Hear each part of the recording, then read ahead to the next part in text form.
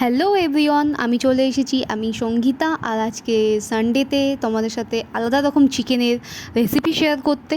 সেটা হচ্ছে আমিও আজ ফার্স্ট ট্রাই করলাম, আর এইভাবে তোমরা আমার মতো করে একটু চিকেন বানিয়ে দেখতে পারো। অনেক গুণ স্বাদ কিন্তু বেড়ে যাবে।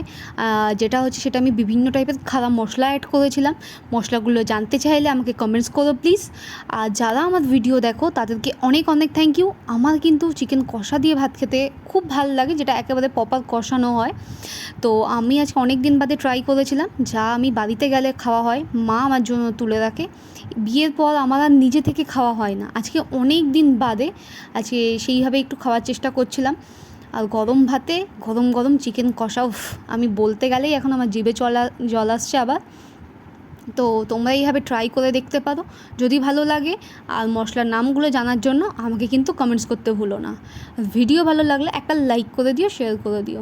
যারা আমার ভিডিও দেখো তাদেরকে আমি আগেও অনেকবার থ্যাংক ইউ বলেছি, এখন আমি তোমাদেরকে থ্যাংক ইউ বলছি। চলো, দেখা হচ্ছে নেক্সট ভিডিওতে। বাই।